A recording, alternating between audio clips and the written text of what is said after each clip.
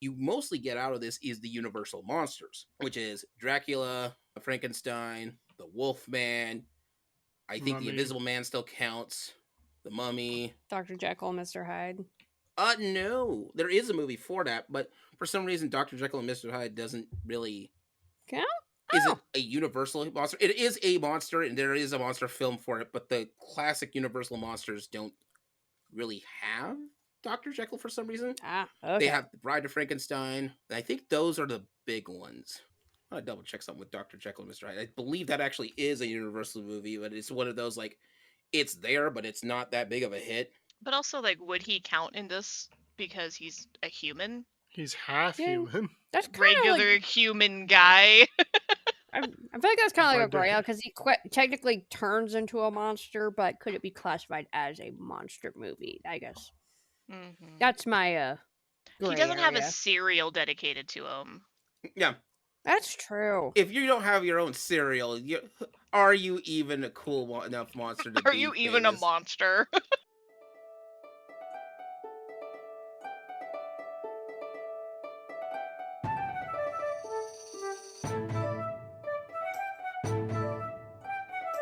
Just a reminder, this is a spoiler-heavy podcast.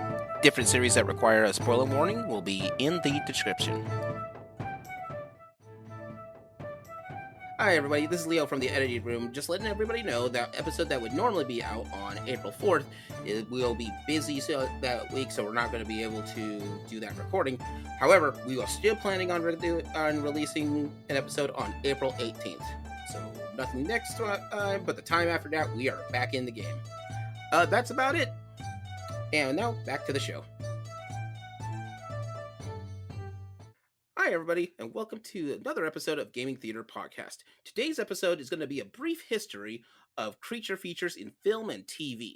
And we will explore this topic and where the term creature features come from and sort of how this has sort of hit the zeitgeist for most of film out there in film history, and kind of where it leans in and out of from different parts of film history on that. It make more sense once we get through the rest of the episode, because not everything's a creature feature, but creature features keep happening and they take weird turns historically on that.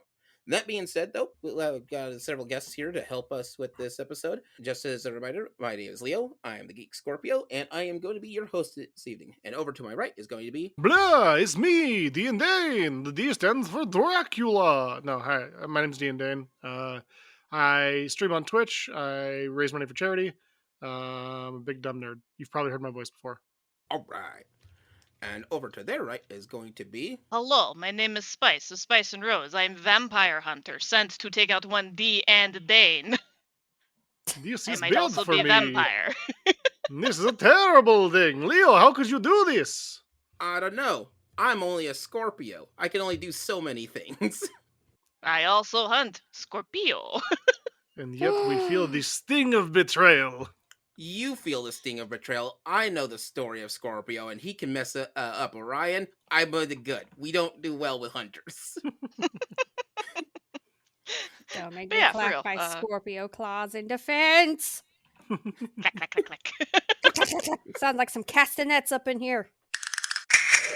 So yeah, we're not hunting vampires such as the one DandDaine. I'm an artist, and you've probably heard my voice also derailing us on other episodes. Huzzah!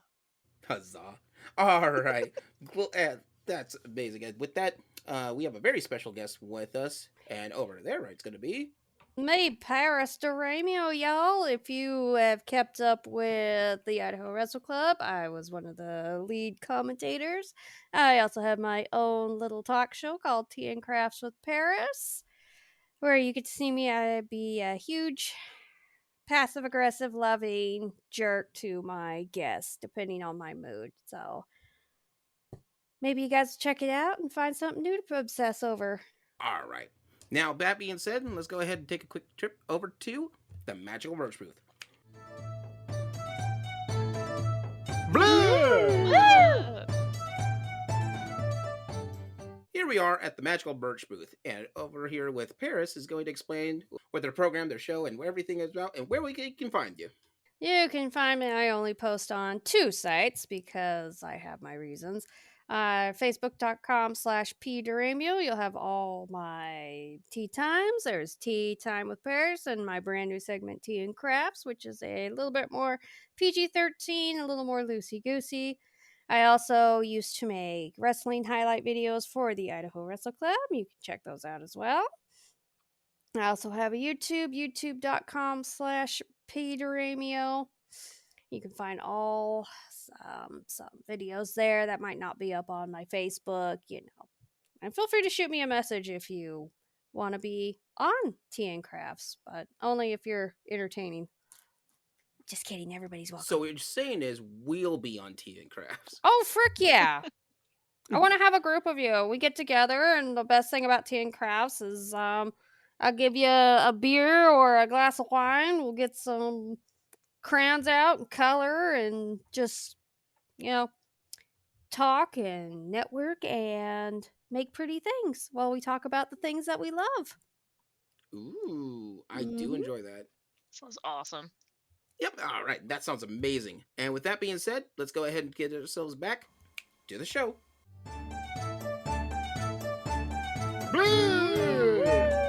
More castanets. So on today's episode, we're going to be talking about a sort of a subgenre of science fiction and horror films that are out there called creature features. So just to go forward a little, then to work our way backwards, a creature feature, by its definition, is a story or some film or TV show which the focus on that is your main antagonist is some sort of monster or creature that's out there for it. So oddly enough, if what's chasing you down is something that's very, very human, doesn't count for this. But if it's some kind of monster or some kind of creature in the weird escape, you have that's that makes it good enough to be a creature feature. A creature feature is very all encompassing on that, but the way that we see it comes up more in film than it does anywhere else. So books and stories and comics, even though the pulp and gothic ones that are out there are not considered for this, it is specifically for film and TV on that one. So why we bring it up is that let's start at sort of the beginning-ish on this one. Like, one of the big things that are on there for a creature feature is in the 1930s and 1940s. Specifically in the 30s, Universal Studios started having horror films as one of their creature feature sites. They did Dracula, which is considered one of the earliest of the horror films with the Bela Lugosi, and they also did Frankenstein, which if you don't know, Frankenstein was it made over $2 million when it was in theater. And then what would happen is it became so popular back then that they would release sequels and sequels of different movies of Frankenstein. And we've talked about that before in past episodes, where now we have the House of Frankenstein. And what you mostly get out of this is the Universal monsters, which is Dracula, Frankenstein, the Wolfman. I think the Invisible Man still counts. The Mummy. Dr. Jekyll and Mr. Hyde. No. There is a movie for that, but for some reason, Dr. Jekyll and Mr. Hyde doesn't really count. Isn't a Universal monster. It is a monster, and there is a monster film for it, but the classic Universal monsters don't really have Dr. Jekyll for some reason. Okay. They have the Bride of Frankenstein. And I think those are the big ones. I'll double check something with Dr. Jekyll and Mr. Hyde. I believe that actually is a Universal movie, but it's one of those, like, it's there, but it's not that big of a hit. But also, like, would he count in this because he's a human? He's half human. That's a regular human guy. I feel like that's kind of like a gray because he technically turns into a monster, but could it be classified as a monster movie? I guess. Mm-hmm. That's my he doesn't have a serial dedicated to him. Yeah. That's true. If you don't have your own cereal, are you even a cool enough monster to Are you even a monster? Oh, could you imagine like the cereal was something that started out one flavor and then it turned into a different flavor? It would need to be one that changes flavor over time, but I would be there for the novelty, not there for the flavor. I once it starts with strawberry, I need it to stay with strawberry. Or it'd be like the atrocious football cereal Dane and I tried over the weekend. True, Ugh. that was really bad. It was so bad. So It was bad. 3 cereals you're familiar with, all formed into one. Mm-hmm. Ugh. There They was shouldn't be together. like, and they're great individual. They're great cereals individual, and one of those things where you're like, oh, this has got to be like good, right? It's 3 things I love rolled into one. Not so. It somehow like all turned into cardboard by the Yeah. end. It Oh, was gross. to not use Yes. actual Jeez. companies. Sounds It was terrible. a kind with marshmallows in it, Mm-hmm. a kind based off a popular chocolate bar, and a kind with little cinnamon squares. Yeah. Less chocolate And bar, more. It's not chocolate a round. chocolate rounds. We'll call them. People struggle with the correct pronunciation of the name of this chocolate. True. Vote now on how you pronounce it. Um, Is it it was cacao? bad. Yeah, it was not great. That would be a Dr. Jekyll, Mr. Hyde cereal. Just True. kind of a letdown. Or as we call it, Just an kind of a letdown. abomination. That Dr. Jekyll and Mr. Hyde movie was not made by Universal, so no, Oh. it wasn't part of theirs. Which is weird because horror movies have been their bag.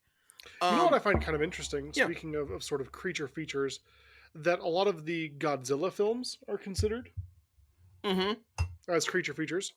So, you know, Godzilla, Gamera, a lot of the old ones made by Toho Studios. When I think of creature features, that's not where my brain goes, but I like that they're included. They're included, but they're and there's a reason for their inclusion, but we'll get to that one in a bit. Fair. But this actually starts around here because one of the first big science fiction movies was King Kong, and that is a giant creature. They remember the name kaiju. We don't get that until we get to Godzilla. True. So we have really big monster, and it's a creature. Creature feature, close enough. Let's take it. So that little link up to King Kong, and if you were there for our kaiju episode, kaijus have a kind of a weird, very specific rules to make it a kaiju for that type of movie. So but because King Kong is there before it, everyone thinks of it as a kaiju. So little monster movies start showing up like this, because they were at the time big budget films. We don't think about it because horror for our cases, unless they really hit really well, aren't really the big blockbuster movies like superhero films are nowadays, or that big science fiction blockbuster. But that's what they were back then. And so these little monster horror movies, just to see what the new monster will be that's coming up and such. So they start off with this creature features. Now the thing is that this is where we get into the 50s. Now in the 50s, we start having 2 major movies. Dane touched on one, Godzilla. Godzilla is one of the biggest films that comes out from this era, from the 50s monster era, and that's when it starts classifying everything as a creature feature. But also before that, just slightly, was a movie called Them. Them is a movie there for about a bunch of ants that would become that were due to some. Trust me, radiation is going to be the catch-all term for a lot of these things. But it's also Cold War era, so yeah, radiation, like the bomb is a thing people are afraid of, and so that's the big case for where these monsters keep coming from. Oh no, we made a mistake, and them are going to attack us, which is a bunch of giant ants. They're ants, but they're like really big. They're like the size of a Buick. That's a huge ant. Was kind of a technological marvel, but this is where we sort of have the pinpoint of the first major like creature movie is Them. And then the thing is that much like if you have a what's the word I'm looking for? It's much like if you have one cool thing, everyone has to copycat your cool thing. Yeah, which is why the 50s is tons and tons of schlocky, poor budgeted, just monster movie of the week almost. If you've ever watched Mystery Science Theater 3000, the amount of movies that come out of the 50s and 60s that they're riffing on is ridiculous. But yeah, so the thing is that them, for lack of a better term, starts the big monster movie craze. The films would start going into, they would make the film, put the film out, and then once the film goes into syndication, remember, we're not at the point of home video. That won't start until about the late 70s, where you could actually rent movies and such. Because people don't realize that putting movies to make it film to be easily picked up by people is really hard, especially if you have to chemically make it each and every time. I'll be honest, when you said home video, my first mind was like home recording, as in people are making their own like America's Funniest Videos kaiju edition and just like sending them into Universal and be like, no, Dracula was in my house. Like, I don't know, like, You can't tell me he wasn't. right? Join us on the misadventures of Dracula and I. I'd watch It's a that. pink Corvette. Home movie original property. It's Do like not steal. those direct to Netflix these days, where it's like, it's not this one popular mouse movie. This is Icy. It's totally different. It's about a little blonde girl and her sister, and they have adventures. Yeah. Totally different movie. Original OC. Please don't steal. It's like, this isn't Mickey Very Mouse. distinguished this is, IP. This is Michael Mouse and his friend Ronald Ruckus and his other friend Dracula. Just Silly. Dracula. Just you gotta And slide Dracula. Dracula. Yeah, in there. naturally. Well, Dracula. yeah. And they all join forces to We will find a way to make it. Yeah. God. So Also when we move on Dracula. from the 50s, we get into the 60s. So two big things have changed. One, movies are more often now in color. Gasp. What? When did that happen? But before we move, it's hard to say. So here's the thing: the very first film that actually has a color image Yeah, that was a is joke. this is one of those things you have tricked me. Well played. I'm good Give at me the that. history. No, give us the history. It's But- really interesting. Okay, so there was a movie in the 30s called I think it's The Portrait of Dorian Gray. And it was a big shocker for the film because the ending of the film, one of the big things at the end of the film is that you get to see the portrait of Dorian Gray. So the thing is, to those who don't know the Dorian Gray monster story, not really a monster, it's still a person. Dorian Gray's soul, for the most part, is stuck inside a painting. So he does bad things, and he stays and remains as the age of a 26-year-old man. However, the painting itself keeps getting more and more disgusting as the as he keeps doing bad acts. And what one of the things is at the end of the movie, as a quick jump scare, they show in full color the painting itself. Keep in mind, it's what, 1940? When was 1930 something? It's one of the earliest movies that even have color, and just all of a sudden, splash, dear, you can see that. That's brilliant. Like, that's But really yeah, brilliant. that's the earliest ones that I know of. But I Mhm. don't know when's the first movie that actually has that's actually filmed entirely in color off the top of my head. I know Wizard of Oz is one of the earliest ones for that. Hold on, I'm Googling it. So it's somewhere in the 30s or 40s. Go ahead, use your googly powers. Whilst you're using your googly powers, so there's a film director and producer out there. His name is Roger Corman. Roger Corman is notorious for making a lot of movies. He has an autobiography for himself. I believe it says, "I made 1,000 movies and I lost no money out of them." Because that was the big thing about Roger Corman, is that he kept a lot of his films in budget and on time and such. Famously, do you want to know what's one of the most famous movies that Roger Corman actually directed? Yeah. It is Little Shop of Horrors. Oh. Oh, that's where that name's familiar. So Little Shop of Horrors, he made the original. Jack Nicholson was one of the actors in there, and a lot of people will work on these low budget Corman movies because Roger Corman has so many connections into the film industry that working on this low budget movie opens the door for you really easily to get around. In fact, Jack Nicholson became such a big hit from a big name from some of the movies that he made that he's not the main character in the movie of Little Shop of Horrors. He's one of the side characters, but he's now on the cover of it because he's the most famous person on there. And funny enough, I think if the rumor is true, someone told him that there's no way you can make a movie in 2 days, and his response was bet. That's such a power move. I was gonna say Such a power move. the picture of that movie, they freaking Steven Seagal'd it. So Little Shop of Horrors is fun, but most people remember the remake in the 80s, the one with Rick Moranis that was a musical. Mm-hmm.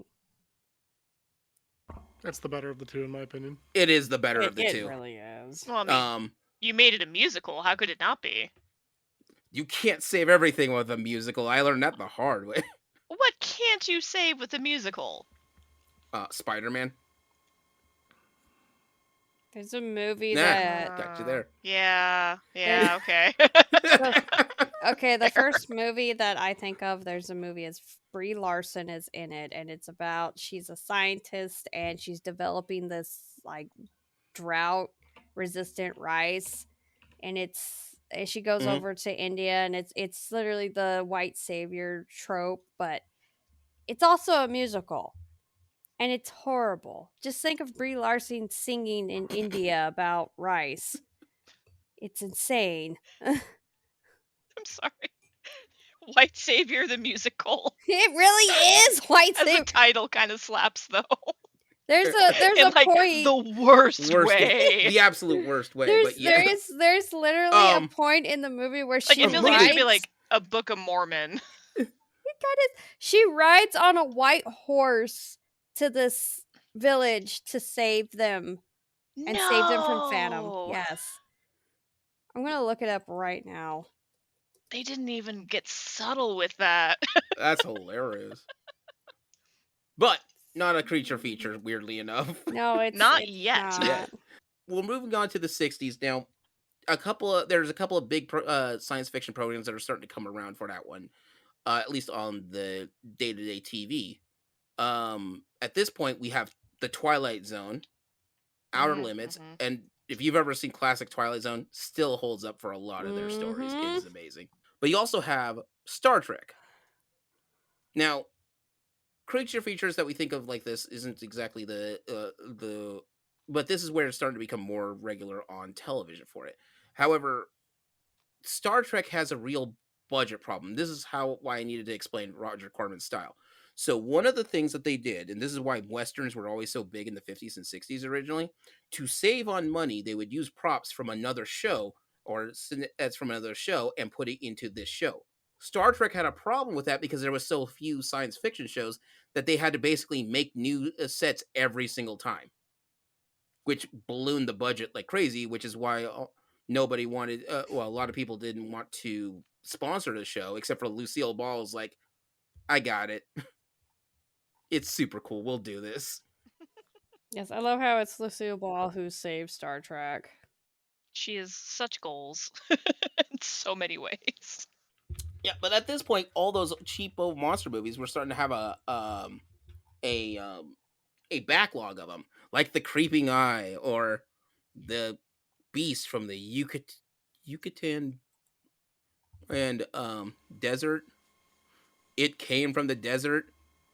And I'm pretty certain most of these are also titles from Mystery Science Theater 3000 movies. Because that's what you get. You get so much of them.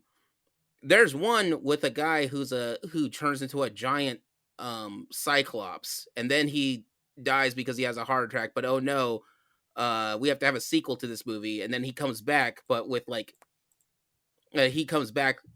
part of his body has been wrecked and disheveled, and but his biggest weakness is his heart. It's not growing as fast as the rest of his body.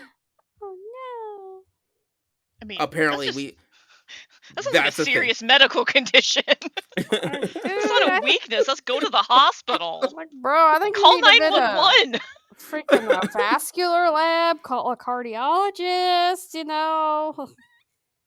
All right, Mhm. get you some plastic surgery for Like, that have your eye. final meal. You're done.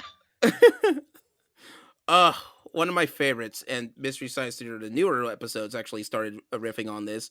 Is do you know who Los Santos is? Yes, the wrestler. Yes. Yeah, the Los Santos, the professional wrestler, and they're not very good movies, but they make me laugh because, like, here's one of the premises of one of the films. Okay, so Los Santos, remember, he is a professional wrestler, also a doctorate in physics, which he uses to make a time machine to go back in time to visit Dracula. Oh my god. Uh-huh. Well, And yeah. then what he does is that because they have to switch places very quantum leap like to get to Dracula. But no, Dracula is now in modern day Mexico, and he has to at some point wrestle. He has to wrestle a vampire hunter who in turn is actually working for the vampires to get the permission to go fight Dracula. This all makes perfect sense so far. Yeah, I mean, it just sounds mean- just what happens. Yeah. Like, what would you do with the powers if not go wrestle Dracula and other vampires in the past, present, and future? Like, There's a lot of misinformation about how one gets to Dracula. You don't just get in a boat, cross the sea, get in a carriage, talk to some spooky old lady. She directs you to the castle. You go to the castle, and there's Dracula talking about wolves. Bela Lugosi does a great job, but it's not as easy as all that. You have to get in your time machine and travel back in time to meet Dracula. That's just the way it is. That's just what you do. A lot of people aren't ready to have that conversation. You know, it's just gets to me. And Dane with listen, his pro Dracula agenda. it is now a Latino Dracula, so you know it's gonna be 10 times more dramatic. Oh no, they've seen the dramatic, but they make a point in that movie to let you know it's the original Dracula from Transylvania. He's just visiting Mexico for a while. Oh my god. He also Even fights better. the mummy at some point, but I'm jumping the gun for it. All of the Santos movies starts in this. No, they start in the 60s. No, this is a Los Santos podcast now. Like, come on. No, because Ben has to be here if that's the case. That's yeah, a good he point. does. And then we Yeah. won't get a word in. Well, yeah, he loves all- Santo. I mean that with all the love in my heart. He also fights the Martian invasion. I did watch that Man. part. That was funny. That's incredible. This is just what this guy does. He wrestles monsters. Let's all quit our jobs and just take up monster wrestling. Like, No, so you got to take him to the ring. Got to make sure that they still go down with a 3 count. well, yeah, because first you have to have your training arc, then you have to have your time travel arc, and then you get a monster of the weekend. Where you basically go through the Universal Studios catalog. Mm-hmm. And maybe Dr. Jekyll and Mr. Hyde's in there somewhere, but he didn't get a cereal, so he doesn't quite count yet. Or by Los Santos cereal. I want I want the cereal that will defeat these monsters. Oh, Right? See, there's the problem. He's not a monster, No, that's true. so he doesn't But get his you get own the- cereal. No, but you No, gotta, we've said you have to be a monster to get a cereal. was Yeah, there we ever did. you have to be a good monster. Yeah. And there wasn't technically a Godzilla cereal, but he did get a whole bunch of McDonald's food, so I think that counts. He's also Yeah. in Fortnite. He's also in that's what it is. You have to either get a good cereal or be in Fortnite, Oh. and then you're a real monster. But what if you have to also play basketball against Charles Barkley? That's the thing. There's nothing in the rules Hmm. that says a Dracula can't play basketball. That is true. So here we are in the 60s. So like that's the thing where now this is where we're having an overload of monster movies. What do we do with it? So the term creature features actually came from a bunch of film studios. What they do is they are not studios, but channels. Local channels and such will broadcasting typically on like a Saturday afternoon or such, where they needed filler for that. But they're like, hey, we're gonna have this block of movies that you could watch on TV featuring all these monsters. It's a regular creature feature, yeah, and that's how they did the title drop. And so that's what you have as the known name for creature features at this time. Now, if we move past the 60s, we're now into the 70s. By the way, don't worry. If you're a big fan of Los Santos, he still makes movies in the 70s. That's the thing. Hell yeah. The 70s have a weird sort of change of pace. So what we think of creature features is usually about a bunch of puppets or puppetry and such moving around a couple of monsters on it. On occasion, you get some weird ones like zombies and such, and various other and vampires. Vampires will never not be one. At this point, you can even have there's blaxploitation creature features like Blackula, Hell yeah. Blackenstein. I believe there's a third one. I can't think of it at the top of my head. But yeah, you have monster features that's the thing that's just happening on this. And then disco or pimp logic. It's crazy. Is there Disco Dracula? Yes. Blackula. No. Well, yeah, but like. No. The Blackula is the blaxploitation, not necessarily a disco themed Dracula. I thought he was. Disco Dracula. Eh, No. Maybe it's just a headcanon. I So love hearing he's, Leo type. I do too. Blaxploitation, for a brief history of how that works in film, is when you're introducing yourself to 70s culture that is usually around Harlem, pimps, and a couple of other large stereotypes around the African American community at that time. That's what makes it blaxploitation, because they're going towards films for that. Apparently there was a song called Disco Dracula back in the 70s. Oh, we should get the rights to that. So whenever anybody talks about whatever exploitation, it's usually by deeming some culture. In the early 80s, you'll bump into Conan exploitation, which is people who copy Conan the Barbarian all the time.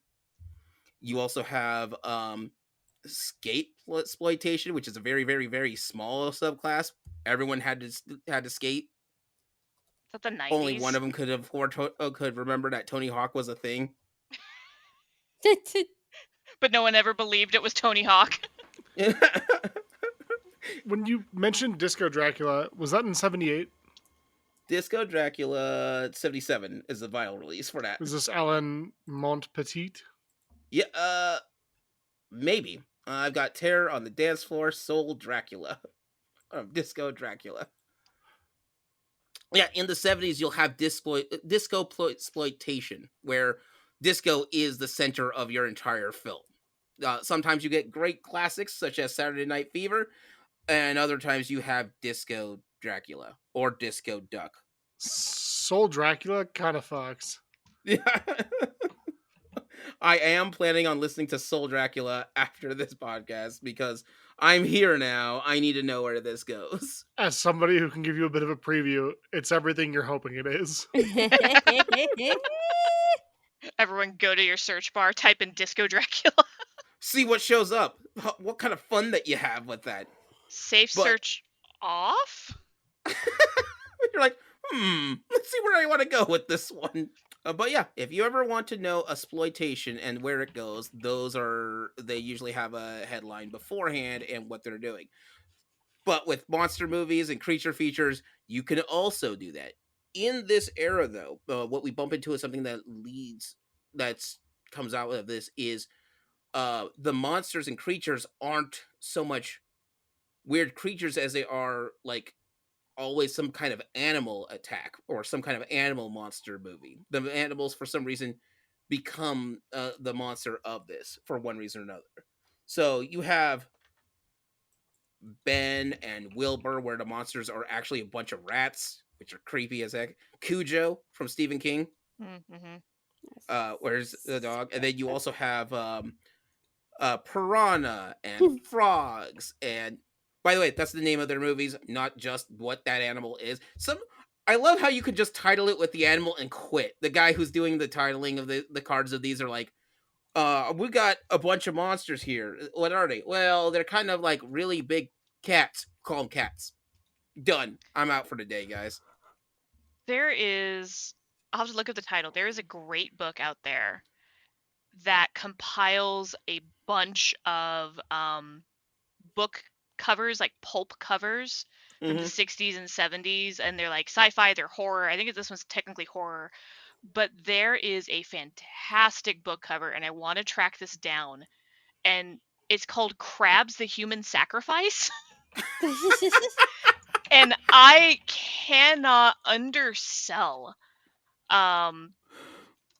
the cover of this book, at least the one that's in like the big compilation. It's a whole series, but it literally is a giant crab with like the tiniest little sword in his main pincer, about ready to stab a woman who's like comatose underneath him. And that is all I think about when you're like, ah, yes, it's time for cats and frogs, and have we tried Crabs the Human Sacrifice? Oh my god, he does have the Yeah, wow, they there's didn't even Photoshop it right. Holy crap. it is the tiniest little sword, and like there's a different cover where like the sword is more proportional and the crab is in front of an altar because I don't know, Crab Jesus is here. But like yeah, there's the origin of crabs, Crabs the Human Sacrifice, and Crabs on a Rampage. And I need these books in my life so badly. I love the tagline of Night of Crabs the the Human Crabs. Sacrifice. It just says, "The sea can't hold them. We can't stop them. They're here to kill." Yup. So if you have a copy of Crabs the Human Sacrifice, please send it to the GTP PO box. Yes, please. I want Spice can to read send a it. couple. Send a couple. Paris wants to read it too. Just a box of Crabs the Human Sacrifice, or any other book in the Crabs series. In the Crabs Pantheon.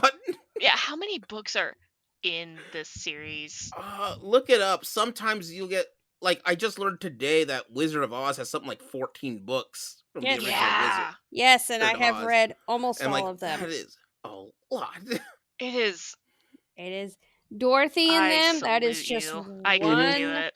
one book. There are so many more, and they are magical, and people should read more of them. And I think there could be some cool ass movies made if they would just get over the fact that Dorothy was the one that made him popular. Yeah, I think that's fair. That's just me. So, are you ready for the bibliography? Mm-hmm. The quick Okay, let me know bibliography of these crabs. crab stories. Yeah, all right. So the author is Guy N. Smith, who was born in England, passed away in 2020 at the age of 81, and wrote a ton of horror pulp books. Okay. So, in the Crab series, we start with Night of the Crabs, 1976, followed by Killer Crabs, Origin of Crabs, Crabs on a Rampage, Crabs, Possessive Crabs, Moon, Crabs the Human Sacrifice, Crabs Fury, the graphic novel, Crabs Armada, Crabs Unleashed, Killer Crabs the Return, the Crabs Omnibus, and The Charnel Caves, a Crabs novel, which came out in 2019. There's also a series of short stories set in the Crabsiverse, and a whole bunch of other things this guy wrote. This is pretty incredible, actually. This sounds like the weird case that I bumped into when doing some weird random research on Frankenstein. Okay. Oh, Now, this isn't the books, but this is the movie, okay? So you have the first Frankenstein movie, and then the Bride of Frankenstein, and then the Son of Frankenstein, because at some point Frankenstein eats it. And then you find Frankenstein again in the House of Frankenstein. And then there's another Frankenstein movie, and then we skip ahead to Young Frankenstein. You know that Mel Brooks comedy movie? yeah. Technically, he is canon to the Frankenstein mythos. Oh my god. It's amazing. Because you have Dr. Frankenstein. Dr. Frankenstein's son learns how to do the thing from the books and research that he has. And then he has a son, which would be the Dr. Frankenstein from Young Frankenstein. That's amazing. It is so crazy to think of all that one. But yeah, so we're in the 70s. Everything's so a rabbit hole in the 70s. I think that's the tagline of that.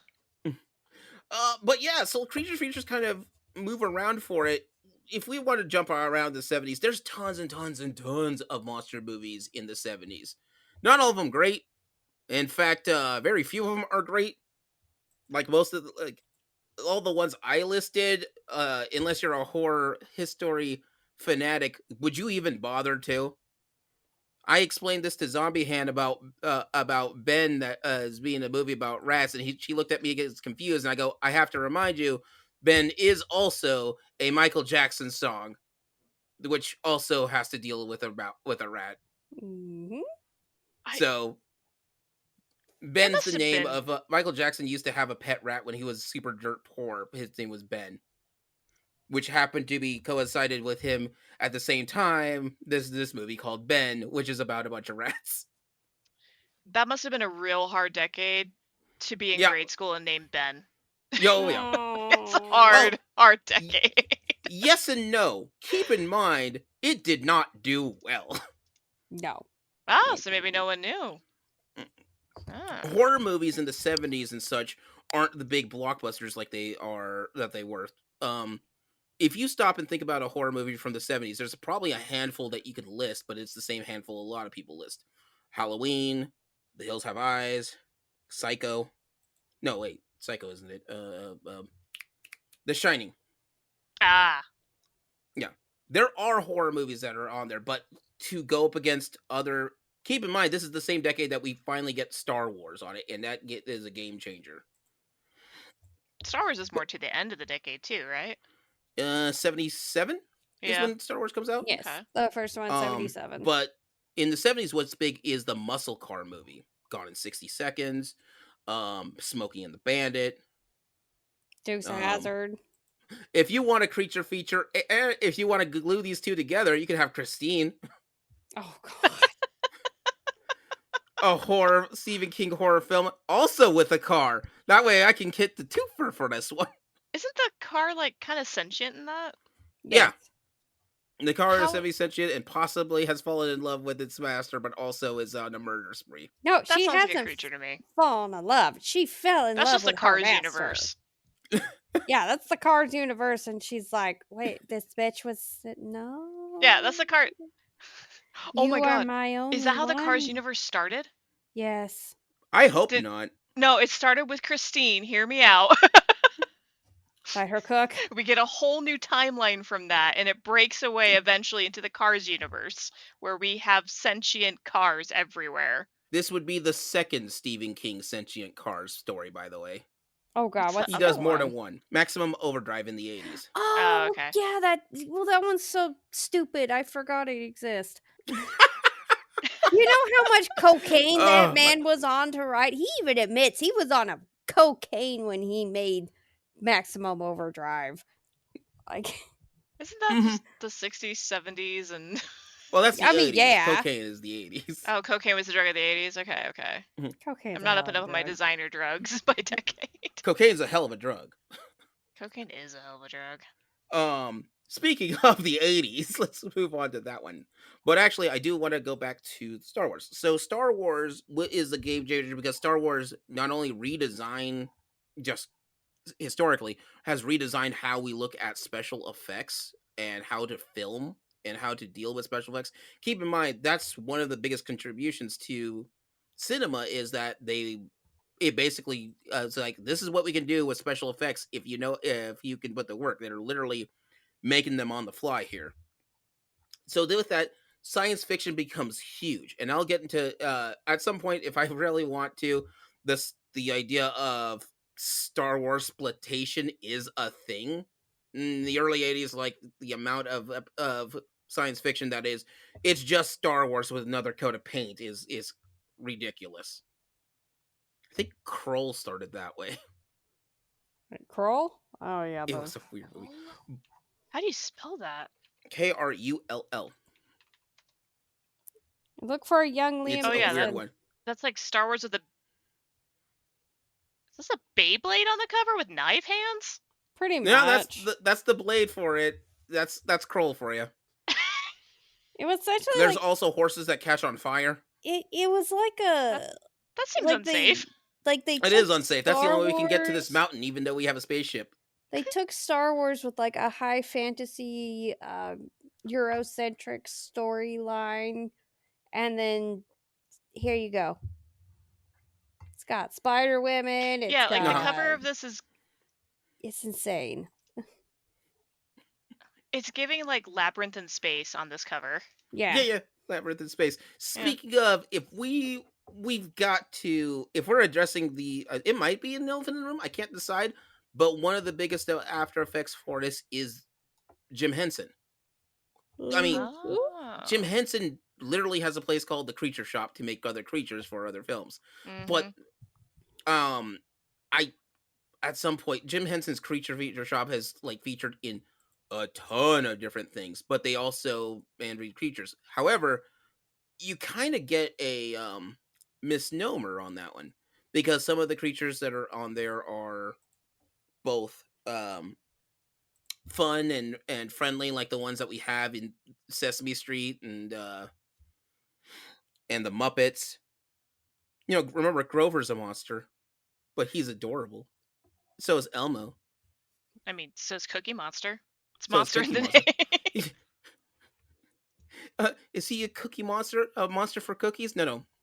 His name is not Cookie, and the monster is Cookie Monster. You say the whole thing. It's like a Tribe Called Quest. He's a sentient pile of dough that just eats more dough, except the dough is human flesh. I was gonna say same though until that last sentence, and I'm like, I can't revoke my hand. Once you get into you've turned Cookie Monster from a friendly monster into a monster. Now that cookie part makes even less sense.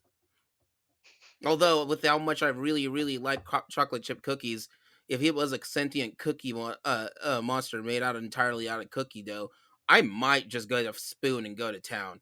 Who's the monster now? Did you just If say you're you would listening eat at Cookie home- Monster? If Cookie Monster was a monster made of cookie dough, I might try to eat it. That's messed up, dog. Mm-hmm. Please send your chocolate chip cookies to Geek Scorpio at Gaming Theater Presents P.O. Box, Send some extra. I want some too. along with your copies of Krabs, the Human Sacrifice. Yes! There's this big box of random stuff. I feel like this the GTV mailbox is just gonna be a bunch of like random like stuff that you would find at a thrift store. Get that P.O. Box open. It's only one way to find out. So the 80s kind of have a weird case with hit movies that keep coming out, like Star Wars, Conan, and a couple of other science fiction and high fantasy films that are out there. And so they rely on monsters and creatures as both a selling point for that film, but also as an intriguing concept for it. So you kind of bump into a weird take where monster film, the way we see creatures and such in monster movies and such, isn't the same. They're either going to be PG-13 or tiled towards or general audiences or going towards kids. So these are like in the 80s we have. Would you count the Muppets as a creature feature? It depends. Are there boobs or no boobs? No boobs, but there is creatures. Not a creature feature. This isn't the rating system. This is No. it being this creature feature. Well, okay. Here's where I'm going with this, because we're talking specifically about like 80s style, horror, fantasy, sci-fi creature. And the 80s, I guess the 70s too, we're very loose with like the terminology gets very loose on what that is. But I feel back in the 50s and 60s, if we were talking about creature feature, it is either it's either a big science fiction creature, like kaijus are huge in the 60s. In fact, I almost missed this part. In the 60s, it's nothing but kaijus all over the place. Not just Godzilla movies. What? Gamera has its own series of movies. Mothra has, I think, at least 3 or 4. Rodan has 2. Can you count Ultraman as a kaiju? No, he's not a kaiju. He fights kaiju. But he becomes big like kaiju. Yes, but he's not a kaiju. I guess that's a good point. It's very clear. He's a guy. Yeah. If you're a guy and you turn into something really big, you're just a big guy. That's Paul Bunyan. Or Apache Chief, yeah.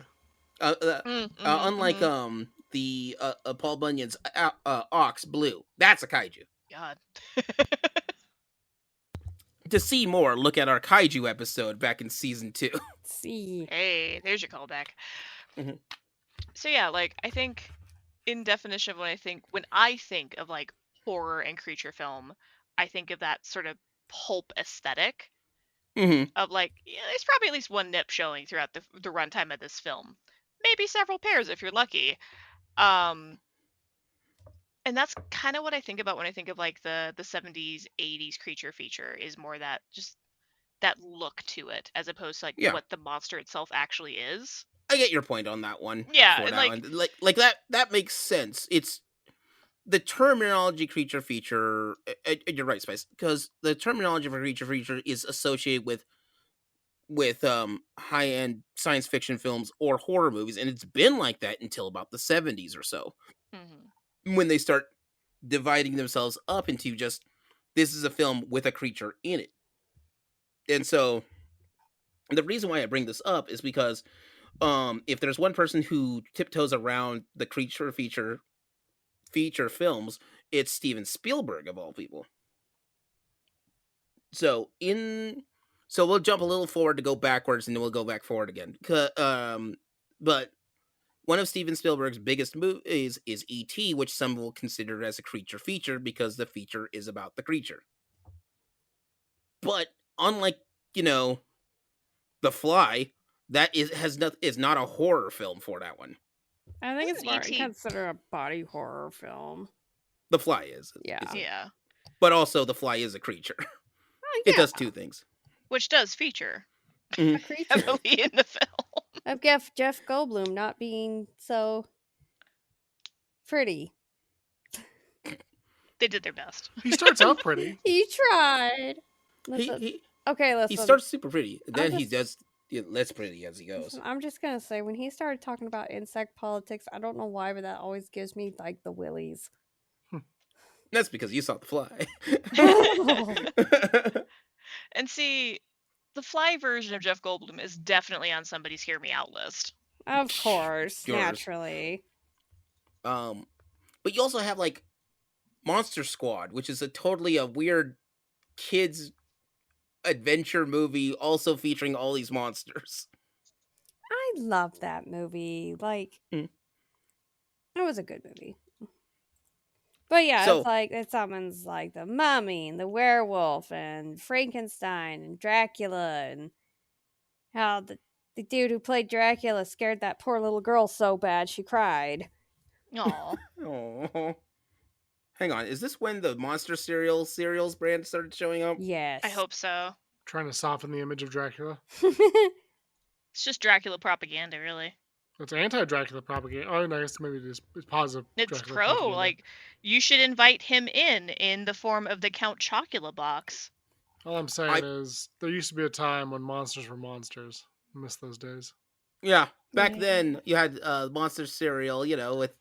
They started back in '71, right at the peak of the creature feature films. Nice.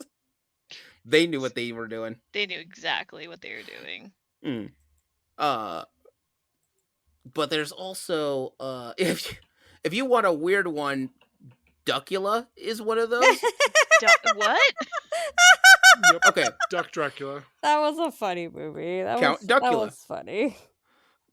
it was a British made animation shorts for it's about a anthropomorphic duck, kind of like what we see with Donald Duck and Gizmo Duck and all those ducks from DuckTales and such. However, at some point, once every couple of 100 years, they have to be resurrected, and they have to have a bottle of fresh blood. When they did this in particular incantation, the person who was supposed to bring out the blood just grabbed a red bottle, called it a day, turned out to be ketchup, and so it turned into Duckula, Count Duckula, which, yes, is a vampire, but also is a vegetarian.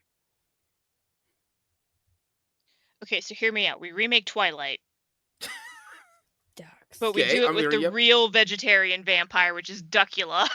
Nah. I like I'd it. watch it. Say it out loud. Duckula. Quack. Oh man. So that's a thing that we have to talk about, apparently. But yeah, monsters are just showing up all over the place in the 80s. But they don't stop making horror movie monsters. One of my favorites, The Thing, is amazing. And that's a monster creature feature. I will show that to you one day, Spice. Okay. All right, that has been done. I could do. I could. Give me I will popcorn make and it I'll so. watch most anything. Bro, Popcorn have- shall be. I have a rant about the thing. May I please word vomit for a second? Do it. Okay. This is like an advanced alien Maybe. creature. I don't want to. As much as this I'll is be a spoiler-free brief. I will be podcast, I brief. don't want to spoil it for No, our it's spice either. it's not a spoiler. Okay. It's just a gripe I have with the alien creature. This is an advanced alien creature that flies through space, right? Right? Mm-hmm. Is it this? We see the it's little spaceship and all the little buttons, boop boop beep boop boop. Spaceship. All that crap stuff. It is advanced enough to take any form. Okay, Peas? straight to the point. It's an advanced alien creature that can take on the form and thoughts and vocal patterns of whoever it is mimicking, but it cannot. It's just doesn't take a minute to try and communicate with the humans. Seriously, Well, no, it's the thing. you just It's gonna gotta cause a destroy bunch of the mayhem, humans. bro. Yo, you could. I mean, don't get me wrong. If I was forced into a place with a bunch of strange people, I would probably get a little homicidal as well. But that's not the point. The point is you didn't even try. Like, dude, you can fly a spaceship and you can operate things and you can say words. You were talking like a human 5 minutes ago, and now you're just blah, blah, blah, blah, blah. To be fair, I think Rant we've all over. had that day at work. Oh, I have that day every day. So the thing is that, the thing with that thing is that the thing can't talk. Not at first. Then why does it talk thing with when which it thing? takes the form? Because not at first. Eventually, it learns how to do it. But then it's no. The prequel one where the one woman is the thing and she's talking to the main character and they're talking, having a conversation, everything's hunky dory, and it's like, oh, is that somebody's feelings? And then suddenly she's like, rah! Madam. Yeah, but the prequel. Madam. So the prequel to this is made 15 years after this movie, and by some with no input from John Carpenter at all. The Was prequel to he what? dead by then? No, Oh, people think he's dead because he looks weird. But no, John Carpenter's still running around. okay. What is this the prequel to? It's the prequel to the thing. It's when basically What thing? it's the first The when the thing with the people. Norwegians find the alien and all the things happen, and Which before thing? yeah, you know exactly what thing. I'm glad Yeah, we're I do. talking. I You do. do. I'm You sorry.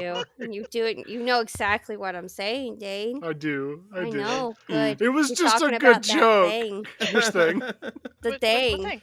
The thing The thing. from the The movie? thing. The thing Yeah, the from thing the from the stuff. movie. The thing we all know. It's like, anyway, the thing is a stupid alien, and he could have just wrote a letter or something, but no, he just killed everybody. To whom it may concern. Nom, nom, nom, So nom, make nom. concern. I'm an alien. Please don't kill me. Oh no. I'm just trying to get home. Damn it. Oh, you really haven't seen that movie in a while, have you? That is not how that movie goes. Listen, my head canon and what actually happens is two different things. Okay. Yeah. Look, it was a poor, I interchange them defenseless, depending on how I feel. a poor defenseless alien. Uh-huh. He was just cold. Yeah. He's just a little guy. Just a little Just a guy. little guy. He was a pupper. He's trying to make his way back to the dojo and with into UA Academy. True. True. Wow. You like that? Paris over here is just starts to glue different fandoms together and hope for the best and make sure that nobody checks their work. That's all I need is Man, her people to take- just not check their work. Oh, if you oh man. And remember that time when the thing became a vampire, but then also taught the school children the power of friendship and how carpentry works? Which thing? And how to love. That thing. And how to love. And how The to only be. thing the thing didn't know about is the thing about the thing. Really? What Itself. that Yeah. thing do? Anyway, Although John Carpenter is one of my favorite horror film directors. I love him. He's Real made good. some Does good work. Does good work. Real good. They Live, vampires, They Big Trouble live. in Little China, which is hilarious. Yeah, Dude. not quite a creature feature on that last one, but No, I just really like that movie. it's a good one. But yeah, I'm getting through the creature features and also this one. Let's see here. Is there anything else about the '80s creature features I want to talk about? Yeah, they basically throw almost anything to the wall at this point for creature features in the '80s. You just sort of have to figure out what your audience is. If it's horror, we're going to put it into a rated R movie, and it's going to be one of these big monster creatures. A lot of the movies from the '60s, like The Blob, Night of the Living Dead, and a couple of other monster movies, get remade in the '80s for that. Which kind of makes sense. I mean, it's 20 plus years and then you hit nostalgia, right? Or needing to keep your IP. Or you need to keep your IP. This can fit for two things. It's a little bit of both. I always think Looking half at the you, crap in it. Disney live action. God, Oh, yeah. Disney.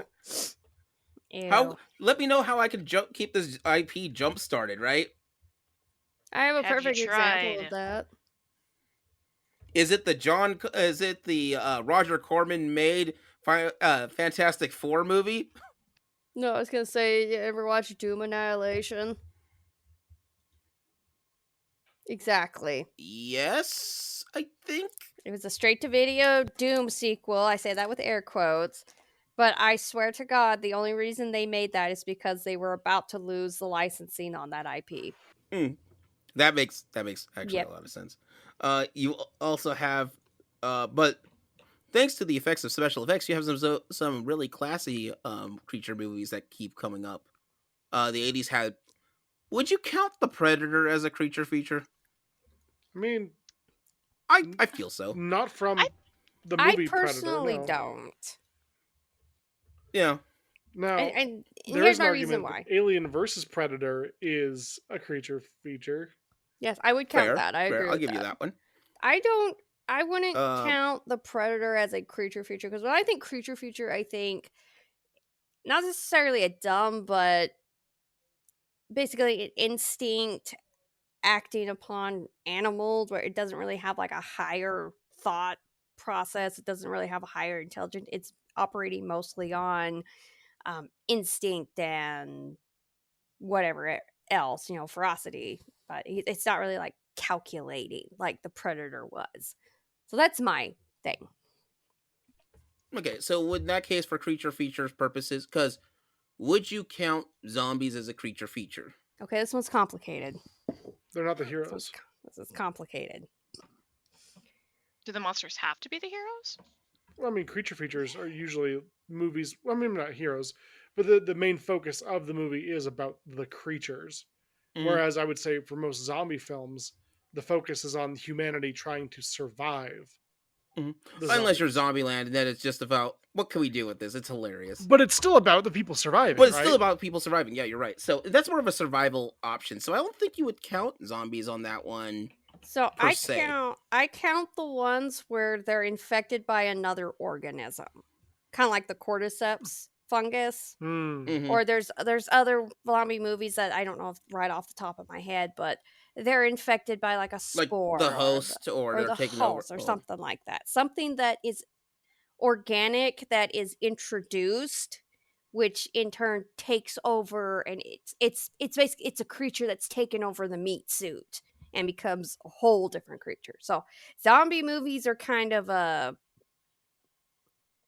weird. To me, it's what turned them into zombies. Because if it's like a viral, I don't count that. If it's again like the cordyceps fungus, I count that as a creature feature. So like Last of Us, I would count as a creature feature because of how the zombie infection came So about. Last of Us, what is it? Dead Rising, because they're all actually larvae that's in there. Okay, I get you. So the Evil Dead is one that and the Evil Dead series I don't count as a creature feature because they're always like possessed or some kind of demonic creatures from another realm. Yes, I agree with that. So, like, creature features is it has to be a creature on it. However, I also do count a little chop of horse, a little plant. It still counts. I mean, yeah. If it sings and dances, even better. What about Hocus Pocus? In what context? Well, they're witches. They're not human, Okay. strictly speaking. They're Mhm. extra. They're human plus. They're Human human plus, plus I love ultra. it. I was about to say. You know, I get you. is I it? don't think so on the basis that they're a human, but they're more enhanced for that. Okay, what about I Dream a Genie? Yeah, that's a genie. You got me there. Ha ha! Spiritual, though? Like a spirit creature? She's not human. What? I I know mean, it's not she's a not creature feature. human. And that's all we not need a, for- It's not a movie, but you know. But yeah, no, TV shows count. There's a couple of creature feature TV shows, but they're few and far between. It's easier to do a monster of the week type scenario. Mostly because of if you want to get into the production side, it's mostly because of cost. Putting everybody into a costume versus putting only a couple of people in a costume is just always going to be cheaper. Oh, yeah. True. There's different types of monster movies that are out there. It's weird that I know I've seen a bunch of them, but I'm blanking on like every single one of them, at least for the 80s. I think you have to start thinking about the toy lines first. That's true. The amount of toys that are also spawned from this is crazy. Yeah, because like late 80s and fuck. 90s was like peak of that Yeah. Saturday morning cereal toy tie-in, like Is Care Bears TMNT creature feature. I don't know, but like Is TMNT a creature feature? By technical means, yeah. yeah. They're all creatures. They're all some of them have higher functions, but not everybody. Yeah. that Is might be a creature feature. Transformers a creature feature? We did say Christine counts, so yeah. Oh my Yeah, god. it would count. Yeah. There is one. I'm trying to remember its name, but it is legit a creature feature. It was a post-apocalyptic show where humans had to mix their DNA with bugs like the fly. Oh. Sounds hot. And they had a whole litany of monsters and creatures and such that made it into the show, but like it only lasted one season. But to be fair, back in the 80s, trying to last more than 2 seasons as an animated series is a roll of the dice. Animorphs. Animorphs, yeah. Absolutely. Is it a creature feature? Oh, yeah. I would Could be. count yes. Well, okay, no, because like humans are turning into the creature, Yeah. but there are the aliens and Fucking- intergalactic. Yeah, no, I think it would count. Oh, Centaur people. Next wave of creature features. Music videos. Yeah. A band called OCT Ooh. does amazing comedy music on YouTube and other places, but they have a song called Half Horse, Half Man, which is about the main character is a centaur, or at least a half horse, half man. So, I mean, I guess, like, Half horse, half man, all rock. is a creature feature of sorts. I counted centaurs. The only thing you kind of have to watch out for is some people will consider. Well, okay, so in this time frame for this, do we? That means that a creature feature could be is if you decide that something that's anthropomorphic is also a creature feature. Well, then we get into like hybrid mutant territory. Yeah. Is Cats a creature feature? The new one. No, they're is. just musical? like cats. They're supposed to be. Wait, from the musical? Yeah. No, they're supposed to just be regular cats. They sing to us as they interpret the world. Yeah, but, like, my cats can't sing that I know of. Not you know of. Who knows what they do when you're asleep? That's fair. But yeah. So like the 80s get messed up, and then sometimes you get a hybrid. What if I want something that's cute and adorable, would attract kids, but also a weird horror film that is dangerous and deadly? You get Gremlins. Gremlins is a thing. True. Yeah, Gremlins. I watched Like, that and with that's not even the first one of those. There's like Critters and Munchie and a couple of other ones, but Oh. Gremlins is the first big one that I know of. Oh God, you just said Munchie. Oh God, you just unlocked a core memory.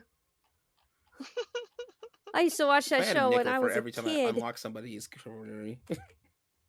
Oh my God, why did he always look like an old like greaser with his leather jacket? It was weird. He's in his name. That's what they were going for. I say Leather he's- jackets were cool. Sounded like Dom DeLuise.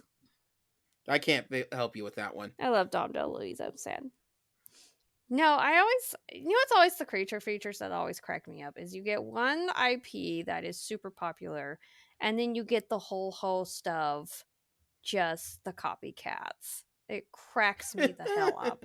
Like, do you guys remember when the found footage stuff was big, and then suddenly let's see, the Oh, OG yeah. Cloverfield, and then there's so many found footage creature feature movies. It was insane. It was so funny.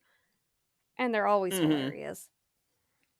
Yeah, and we'll get to them. They're coming up. Because found footage gets big in the 90s of our after the Blair Witch Project. Speaking of which, the 90s. So in the 90s, we're in a new era of creature features and such, which gets... So 90s as sort of a motif is like we're making things darker and edgier and edgelordy and this isn't your typical things for it. Everything's going to be gritty and cool.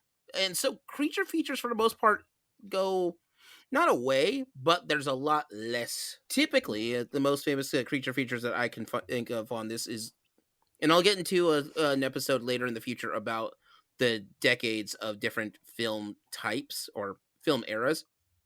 So in the 90s, though, as a brief aside, this is where we have the big independent film boom.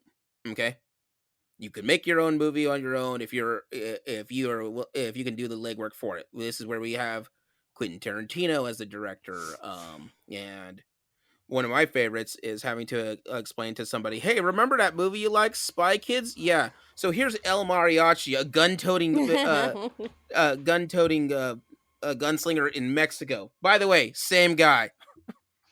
Why Oh. did that movie have such a great cast? Mm-hmm. It's astounding, realistically. What? El Mariachi? No. You no, talk about Spy Kids. Spy Kids, yeah. You had Danny Trejo, you had Antonio Banderas, you had oh God, is it Catherine Zeta-Jones in that one? No. Who's the mom? Who is the mom in that one? Spy Kids mom. Oh, Carla Gugino? Carla Gugino. I think so. And from Son-in-Law, and among other things. She's not known for Son-in-Law, but she was in Son-in-Law. She was in Son-in-Law. And Watchmen. Yeah, she's been in a lot of things. Sucker Punch. Yeah. Sin but I mean, City. like, why do you have all these amazing people? And, like, I don't mind. I mean, Spy Kids is a banger, right? But like, yeah. Alan Cummings is in it, I think. Mm-hmm. I think it's maybe yes. Alan Cumming, singular, but mm-hmm. Cheech. I mean, God, like, just the more I think about this movie, the more I'm like, how did you... George Clooney's the president, I think? Yep. Yeah, George Clooney's in that, too. Steve Buscemi. I mean, God, like, why are all these people here? So, you know how there's 6 degrees of separation? Yeah. Or 6 degrees of Kevin Bacon is what some of that is. Yeah. So, the thing is that Robert Rodriguez is a film guy, and a lot of the independent film scenes have film, if you have a really big director that came from the independent film scenes, they remember a list of different actors and actresses that they want to keep for a movie project, but also they keep in their back burner lists of names and things that they will keep going back to. Sure. So Robert Rodriguez, for example, will lean on Antonio Banderas, Selma Hayek. Danny Trejo is a huge, like almost every project he has, Danny Trejo's in there somewhere. Yeah. Right? But then you have Quentin Tarantino, who will lean on Samuel L. Jackson, is in like 4 or 5, no, is in like almost half of his movie, of the Tarantino directed films. Sure. And that all makes sense to me. Like, it makes sense that you would have these actors who would, do anything for a specific director or caster or whatever. But I cannot understand. I mean, I just pulled up a list because I wanted to see who all was in here. You Yeah. know, the kids, okay, they were nobodies, sure, whatever. Danny At the Trejo, time, they were. Well, actually, I think they're. Alan At the Cumming, time, they were Cheech nobodies, but Marin, yeah, yeah. Mike Judge, Tony Shalhoub, Antonio Banderas, Carlo Gugino, freaking George Clooney, Steve Cheech Marin is Buscemi, a classic. Yeah. Bill Paxton, Taylor Momsen, who was not a big name then, but is now, Sylvester Stallone. I mean, Salma Hayek, Elijah Wood, like Jessica Alba, like holy crap, y'all! Is Like, that just the first one? no, this is the Spy Kids tautology. Oh, in okay, its okay. There's entirety. 4 okay. films of that, but like it is Sylvester Stallone. But just like yeah. for Spy Kids, I mean, if you're looking at the first one, right? Even if we're just discounting all the rest of them, and I'm looking at the first one, that still leaves you Danny Trejo, Alan Cumming, Cheech Marin, Mike Judge, Tony Shalhoub, Antonio Banderas, Carlo Gugino, George Clooney. Like those people alone. I mean, this was 2001. This is the height of a lot of their popularities in films. I know I'm getting off track a little bit, but it's astounding to me that like this movie had these people in it. Yeah, it is crazy. But in the 90s, it's the big leap for independent films taking a shot, because you can make a if you can. But the big change on it is independent films used to be produced by other independent films. Okay. However, in the 90s, a lot of these independent films are either produced or distributed, more importantly, by bigger name studios and such. Sure. And so they get to put their hands on it, which also allows them to get your distribution to a larger audience. Do you know what's the nickname that they have for New Line Cinema? Creature feature. No, close. No. The nickname that New Line Cinema has, the house that Freddy built, because the first New Line Cinema movie that they had was Nightmare on Elm Street. And then they use and what happens is the popularity because of that lets New Line Cinema get into a bunch of other films for that one. Which, keep in mind, we're in the 90s, so one of the biggest things is some of the at this time before Blair Witch Project, they have the highest grossing Teenage Mutant Ninja Turtles is the highest grossing independent film until Blair Witch comes out. But Freddy not a creature feature because he's a human. No, Freddy's not a creature. He's just a guy. A dead guy, but a guy nonetheless. Dead guy, but he's a guy. Ooh, yeah. Do you die when you die? Do you become a creature? Depends on how they write it. If you come back as like I guess he's kind of like an extra dimensional being at this point. Yeah, because like zombie dependent on the use of the zombie. Mm-hmm. Ghosts and ghouls. Yeah, guys. Really and muddy in that one. I was thinking because if he's ghosts like and ghouls count as that, Ghostbusters is a creature feature. This depends on the class of ghost, right? Wouldn't Freddy be like some? Freddy gets weird. He's like a dream demon that feeds on energy. Yeah. Mm-hmm.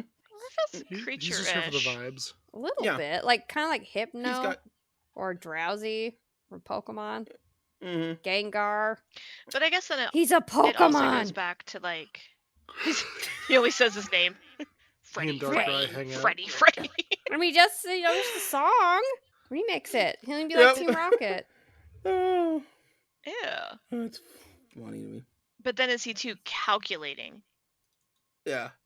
So, but with that, actually, Dane, you're more on point than you think of. So, in this era, a lot of the creature films have a weird amount of high-profile actors in them. Okay, so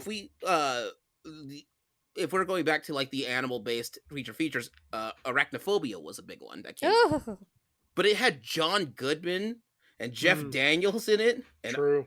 Then you had like, what if you wanted a giant monster movie like Anaconda? You had Ice Cube of all people. Yeah, you did. Oh my god, Anaconda Jennifer was so Lopez, bad and good at the same time. Owen Wilson, a very young Danny Trejo. Danny Trejo. Danny Trejo's just the thing. No, I was gonna say one of my favorites. He was the dude that died in the beginning when you first see the snake and hear it roar. Because I also have a headcanon about that, but I will tell you when we get when I don't know when you're ready to listen to me rant again. So when we do this, but like these are independent films that have a big backing on it from some kind of distributor. Or the other weird pattern that happens is because their director or such just wants to do it. The Faculty is just because Robert Rodriguez is like, I want to make a science fiction movie, like I don't know, like Body Snatchers. I get it. I'll do this. And have you seen the cast of that thing? Elijah Wood isn't even one of the most famous people in that cast. Doesn't it have like Josh Hartnett, the Josh Hartnett, and he was at peak Josh Hartnett at this time. right? And the one teacher that was the John T-1000. Stewart is in that movie. John Stewart. Yep, John Stewart. The He Daily Show. is? John Oh Stewart my God, was in he the Faculty. is. Yep. Then you have the why can't I remember his name? Robert Patrick, who plays the Terminator, who's in that movie too. T-1000. I always forget his name, so I just call him the T-1000. I think Usher's in that movie. Dang. So yeah, but if you want another big creature feature, and this is the one that Paris has been waiting to talk about, this is where we have to talk about. Go back a little bit and talk about Steven Spielberg. Steven Spielberg is a big movie fan, and he loves making his own creature features. So, like, the first big one he does is Jaws, but then he also does E.T. And then in the 90s, we bump into Jurassic Park. Jurassic Park. I could fill a whole podcast with Jurassic Park knowledge. This is kind of related to Jurassic Park. Have you all heard Tom Cardy's Dinosaur Island song? I think I did a while ago. I think so. It's him breaking down the plots of the Jurassic Park films. And most of them end with, let's never go back to Dinosaur Island. And then the next one starts and it's like, I'm going back to Dinosaur Island. It's so good. I mean, that's how his fucking plots are. It's so true. All right, let's not do this again. Let's not go back. And then we did it again. Let's not go back to that invents Dinosaur things Island. like Jurassic Park 12's in space.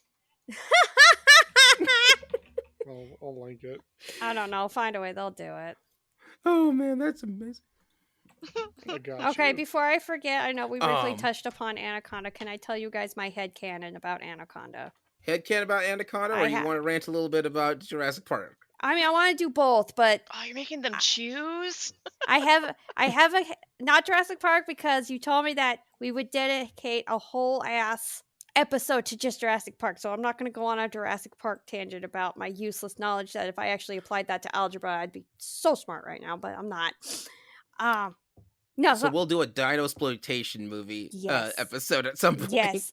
No. Yes. My Prehistoria, headcanon. My headcanon about Anaconda, the snake, it's not a real snake.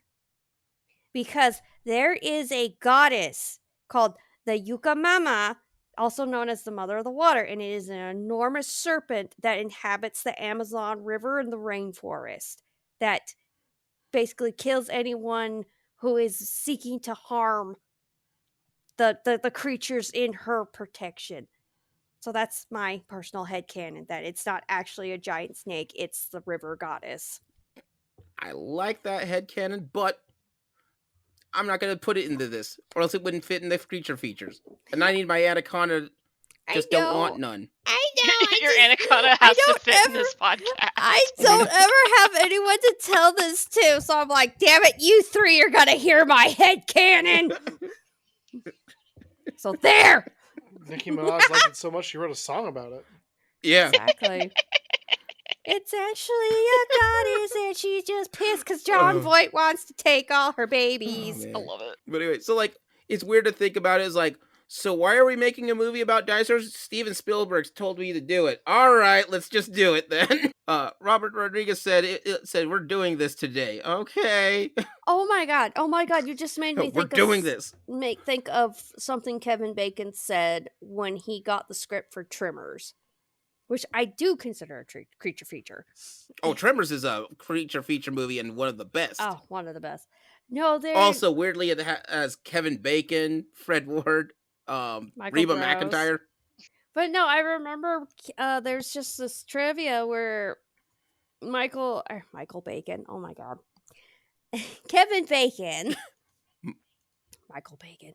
Kevin Bacon got the script, and apparently he just kind of had lost it a little bit and cried to his wife. He's like, "Have I sunk so low that I'm now doing movies with giant worms?" Unbeknownst to him, that Tremors was something that helped push him back up into stardom And fame and all that or crap. what's it? Into the zeitgeist. Yes, That's the word I was looking for. I love that movie. With that being said, though, we're going to take a brief aside from the 90s and its creature features of things and move on to the 2000s. The 2000s take a different take with creature features on that one. In the 2000s, you have. This is why I asked earlier about how zombies fit, because that's where we get the big old zombie boom that showed up in the 2000s. No one saw that one coming. But there's also a big nostalgic retro style for creature features. So like the schlocky creature movies, we kind of had to make a bunch of that one, but now with more modern tools and takes for it. So if you wanted like Cloverfield comes from this era, which is a found footage and it's a creature feature, which is weird, but that kind of saves on the budget because Cloverfield is expensive to make. Oh my god, right? That was a good movie. I'm not going to get into all the zombie movies that popped up in the 2000s. That is just a list. Look up Wikipedia if you want to get there. Not what I'm going to do on it. But then you also have like Godzilla, who's never actually gone away, starting to get coming on back to like its heyday. Godzilla 2000 was one of my favorites. Mm-hmm. Oh Godzilla. But like they had the cheese fest kind, like what is it? Godzilla. I think it's called War of Monsters. No, End Wars. Final Wars. Godzilla Final Wars. Nailed it. Can we just take a moment to remember all the movies that had 2000 in their title? Oh my god. There's at least two, Dracula and Godzilla, but never Dracula versus Godzilla. That would be a fun movie. I'd watch it. Would you count Reign of Fire as a creature feature? I do, Yeah. yes. It's about dragons. It's got dragons. Yeah, it's got It's dragons. a real problem. It's a real problem. It is. Look what happened to London. Mhm. God. Burn it. They're just setting it on fire. It's a real big problem they have. Yeah. They also have like the nostalgic 8-legged freaks, which is just giant spiders. It's like those giant ant movies, but now with spiders. Okay, can I just say the one part that freaked me out the most was the trapdoor spider part. You mean the one that literally has a trap door? Oh, he kept snagging the ostriches. I'm like, oh no! Better it than me. As one who hasn't seen this movie, is it set in Australia? No, it's in the No. deserts of the United States. It's literally the spiders got out, they mutated, they grew super large and took over a town, and it's the townspeople versus the spiders. The spiders. And it's That's so funny. insane.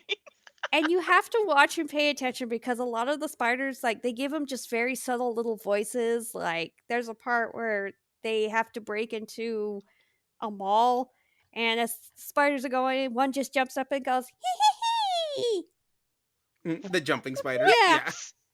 And there's another one, he's like sliding down like a zip line to go after him, but he smacks into a wall, and you hear him go, ugh, as he fall down. It's like, Mhm. it's just cute little flavor things like that that make that movie so much fun. That's amazing. There's like Slither was one that I remember watching back in the day with that. Oh god, that movie grossed me out so bad. You know what's another like crop of creature feature movies in the early 2000s? It's just like two specific creatures, and that's sharks and snakes. All right, you're gonna need to be more specific than sharks and snakes. Okay. There's a lot of movies that are gonna be made from sharks and snakes. Okay. I have a list. I came predetermined with a list. Look at all my sharks and snakes movies. Dude, it's insane. It's insane. Okay. Mm. Let's see. There's Shark Attack 2. Don't know what happened with Shark Attack 1. Shark Attack 3. Megalodon. Then there is Python. Python 2. Boa. Boa vs. Python. Let's see. And then we've got Mega Shark vs. Giant Octopus. Yeah. Then Big ass spider. let's see. It's literally says it on the box. It's a big ass spider. Hammerhead, Deep Shark, Malibu Shark Attack, Rain of Fire, Deep Evil, which is about some type of shark creature. Let's see. Arachnid, Wyvern, which I actually did watch and it was awful. Wyvern's got dragons. Yeah. They're not. Dragons aren't not snakes. And then there was a I brief checked. stint of like Komodo dragon movies. There's two that I know of. There's Komodo or Curse of the Komodo, and then Komodo versus Cobra. Which, funny enough, Curse of the Komodo is actually not that bad. Funny enough. I mean, it's still bad. With a but it's title not like bad. that, you think it wouldn't work as well as it did, I think but it does. the thing I liked is the creatures were actually, I think, built by like either Stan Winston or the Jim Henson shot. So like the creature puppets are actually really well done. Oh my god! I'll be honest. When what was it? When Five Nights at Freddy's was coming out, and I was hearing about the pre-production, I'm like, oh man, do I really want it? Hang on, what did you say? The puppets are made by Jim Henson's Creature Shop. I'm in. I'm sold. I don't care. I'm watching this opening night now. We're doing this. Hell yeah! Still the top of the one of the best in that game. That's why Muppets movies don't count as like creature features to me, because they're all just high art. Mhm. Like, you cannot make a better version of Christmas Carol or Treasure Island. True. It doesn't exist. No, you're right. I'm just saying, there's a couple more IPs that are in the public domain. Let's do this. I'm in. God, please bring them back. They're so classic. It's so good. Ugh. But yeah, so Muppets can't count because they hurt Spice. Muppets can't count because they're too good. They're too good. They're too good. Was there a Muppet cereal? Hold on. I mean, it's probably Sesame Street one, but... Was there a series of 2000s like Sasquatch movies all of a sudden? Oh my god, Swedish Chef had his own cereal. Oh my god. Called, I'm gonna butcher this. It's supposed to be Crunchy Stars, but it has like 2 O's and both, like one's umlauted and one's the other one that's like using the Swedish O. You know it's Crunchy Stirs. Crunchy Stars. You know it is. And this box art is fantastic. Apologies to the good people of Sweden. I know that that's not how your language works, but I'm, Yeah. But Sesame Street taught us all It that's is how it Swedish works. Chef, though. Yeah. So, in the case of Swedish Chef, he is a creature in a feature of non-creatures. Because he has the cereal. So is that like where we have one human and the rest are Muppets, but now we have one creature and the rest are Muppets? Yes. Yeah. Yes. Gotcha. I think so. Yeah, this is where we get the nostalgia for it. So to end this off, let's go into the 2010s for that one. So the 2010s and kind of into nowish is where we really have sort of the weird problem of creature features. Their association to like B movies and B horror films and such, especially throughout the decades, is not unnoticed. In fact, there is a company called The Asylum, which that's their whole shtick. We're gonna make a bunch of these, and that's about it. Because they know that there's a market for cheap schlock horror movies. I mean, we've all watched some of them, so I can't say it didn't get us one way or another. And then they also have mockbusters with a Wikipedia page that I think is hilarious to read, because they're like, by the way, there is a real movie, it's ripping it off. Here's the list. Oh man. So the thing is, though, they came out. This is where we enter into the world of Sharknado. Oh god. Where it, weirdly works. By the way, after the 2000s, I guess I should have retroactively said this, but here's something that changed that we didn't have before, and that was the Sci-Fi Channel. I missed the Sci-Fi Channel. And with that, Sci-Fi Channel has loose terms for what they want to put on there. They'll put whatever. Science fiction. Well, it's not that good. I didn't say it had to be good. What if we make our own? Well, they don't. we don't really have a big budget. I didn't say we needed a big budget. I said we're making this. Wait, isn't that just a lot of it to me? It's like, hey, can I copy your homework? Sure, just don't make it look obvious. Okay.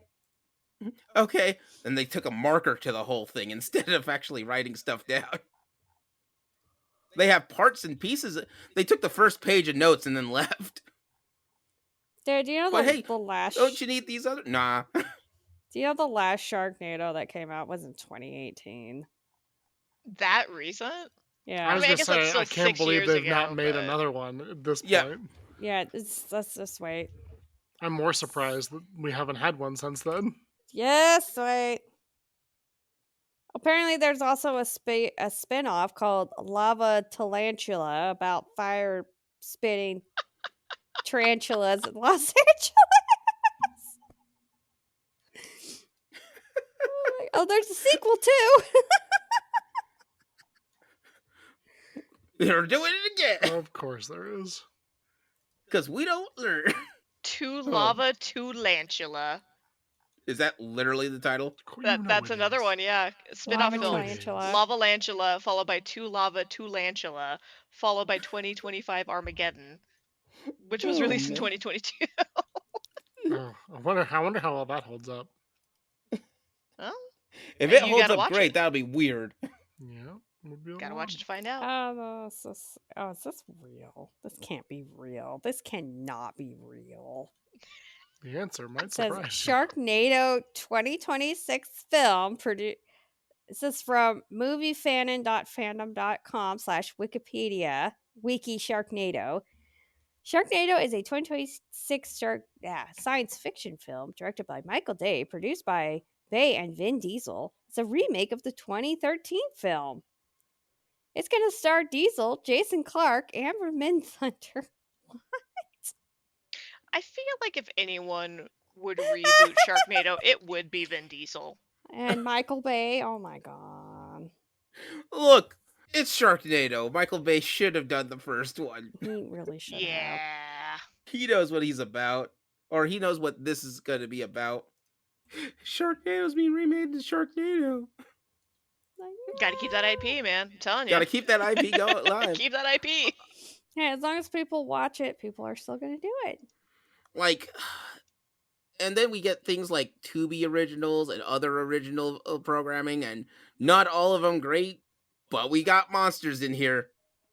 Oh my god, the Not all of them Tubi great. movies. It's like, on Tubi. Oh, the Tubi movies are so bad. Oh, there What was was that one streaming platform that was like 15-minute movies or whatever? Start with a Q. Quibi? Quibi. I Quibi. think that was a. Quibi. Yeah. Were there creature features on Quibi? You know there were. I remember there's Comet TV, which when it was because I was going through a bunch of local networks, I'm like, Comet? Let me see what this is. Interesting. It just seemed like their catalog. Oh, so this is where science fiction shows go to die. Oh no, wait, Stargate's in here. That's pretty cool. And here we are, back to the schlock that we had No, before. it died. Womp womp. Womp womp. Stargate SG-1, the Stargate series is one of my favorite things, but it cannot save an entire channel. No. When you have Stargate right next to some third-rate kaiju film, I got nothing for you. A third-rate kaiju with a fourth-rate movie. Yep.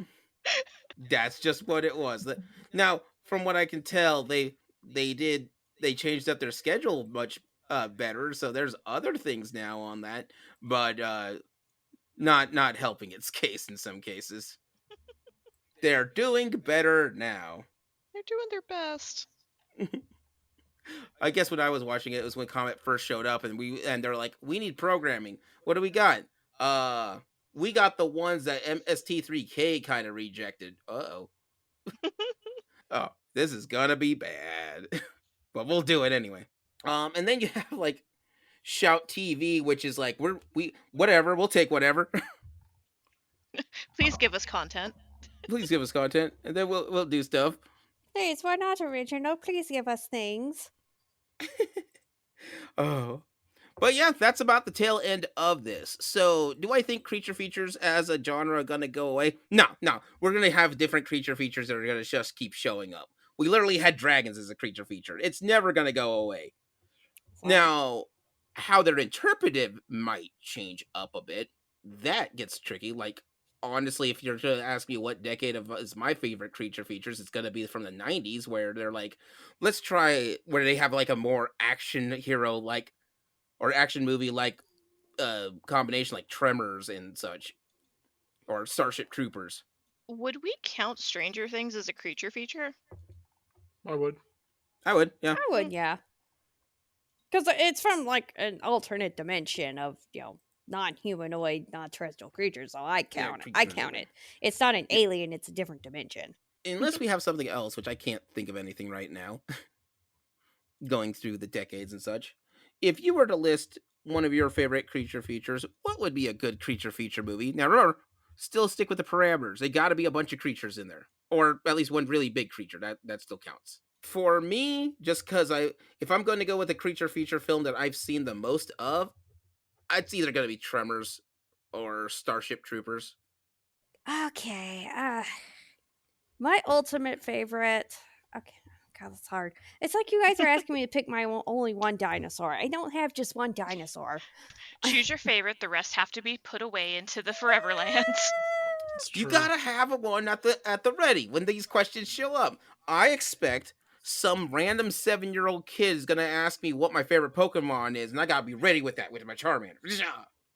I mean, me too. I just have so many that are my favorites. So like, They're all my favorites. Okay. No. my ultimate favorite is of course going to be Jurassic Park. However, I'm going to talk about my second favorite. Has anyone ever watched Deep Blue Sea? Oh yeah, Samuel L. Jackson's great in that. Oh Hell yeah. And Deep Rising. Has anyone else watched Deep Rising? Deep Rising. It's where this big, giant octopus cephalopod thing goes into a cruise ship, eats everybody, but then this group of mercenaries got in because it was all going to be a ploy. They were going to seek the ship, and he was going to collect the dude who owned the ship. The cruise ship was going to collect the insurance money, but the Yes. big creature ate everything. Which, funny enough, personally, it's not a great movie, but it is a fun, schlocky creature feature, sea creature movie that I love. Which, and one of my favorite trivias about that is that movie was actually supposed to go into the world of Skull Island with King Kong. Ah, Because like nobody knows that because it did so poor at the box office, they decided to be like, yeah, let's cut the Skull Island meetup because what was coming to them, and you can look this up on YouTube, there's this big creature coming down after they get washed ashore, and it was rumored that it was supposed to be King Kong coming to see them on the beach. So, there's that. Good movie. Rest in peace, Treat Williams. You wonderful actor. Off-brand. Kurt Russell. No, look up Treat Williams and look up Kurt Russell in the 80s. They look like siblings. So yeah, I'd say All right. What about you, Dane? 2001's Evolution. Oh, Evolution is a fun movie. That's a good movie. A bit of a more serious answer. I mean, it's a fantastic movie, honestly. It's well worth the watch. But it's comedy-based alien Mhm. movie. But I also will always have a soft spot in my heart for Bela Lugosi's Dracula. He is, in my opinion, the best to have ever done it. The best to ever do it. He will be the best to ever do it until forever, as far as I'm concerned. Bela Lugosi can do no wrong. As Dracula, yeah, Bela Yeah. Lugosi is peak. So good. There's a reason why Bela Lugosi's as Dracula is still talked about in colleges today. Because it's fantastic. Line delivery, being able to work with what you've got. It is just so well done on that. Best to do it. All right, to end this off, what about you, Spice? Crabs the human sacrifice. No, I mean, Spice has got a theme. Spice is sticking with it. I have nothing if not on brand. I mean, can we count the original Power Rangers movie as a creature feature? Oh, Ivan Ooze? Hell yeah. Yeah. Ivan Ooze? why Hell not? yeah. Yeah, because Mhm. he's from outer space. He is a little bit conniving, which is why I was uncertain. But you still have enough big monster creatures that it becomes it's outside the monster of the week. It's just monster parade. So Oh yeah. That's a really good choice. I'm kind of mad that I didn't think of that. you're going more traditional. Mhm. True. Very traditional. He went with Bela Lugosi. He's Yeah. the best. He's the best at what he does. And what he does is Dracula. Bleh. Bleh. Blah blah blah. Like, oh, what is like? You're no joke with that one. I believe somebody, I forgot who was saying, is like, honestly, nobody's really playing Dracula originally. What they are is playing Bela Lugosi as Dracula. Yeah. Mm-hmm. I mean, even Nick Cage in Renfield Yeah, was Yeah. that is pretty much Bela Lugosi. And you know what? No notes. Perfect. But that's what you should do. I mean, and I understand acting is an amazing profession and people can change things up and do things differently, right? The guy who did Nosferatu most recently is a little bit of a different take than the original Nosferatu film. No problem with that necessarily, but I feel like sometimes it's like, well, we did it. We solved Dracula. It's Bela Lugosi. Nailed it. Solved Dracula. Like, We did it, Somebody- everybody. somebody asked the question, what would Dracula look like in a movie? And it's just Bela Lugosi. I'm sorry. Yeah. That's for me, that's where it ends. I don't need anything else. I'm all set. I mean, wasn't the Bauhaus who had a song about Bela Lugosi? I think so. Like, once you make it into 80s artcore music, you're set. You're a god. That is amazing. All right. So with that being said, yeah, audience out there, go ahead. We're on Blue Sky. We're on Blue Sky. We're on Facebook. We're on Instagram. We're on Threads. Just send us a couple of messages on what your favorite creature feature would be on that.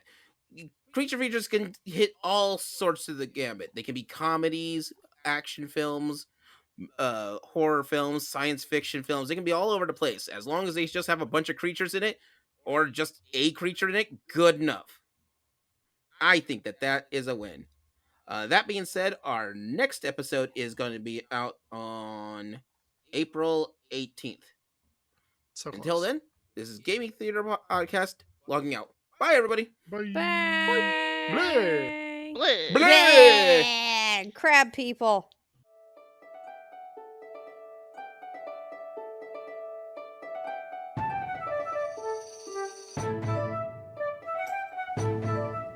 Gaming Theater Podcast is hosted, created, produced, and edited by Leo Garcia, the Geek Scorpio. Our music is A Drinking Game. Stock media provided by Stormwave Audio /Pond5. Our cover art is by Adam Parker. You can find him at ParkerGFX on Twitter. If you want to send us some money to help with these episodes, you can do so at patreon.com/gamingtheaterpresents. Want to send support that doesn't hit your wallet? Please leave a review with wherever you hear your podcasts and share our podcast with your friends. It really helps out. Thank you for listening.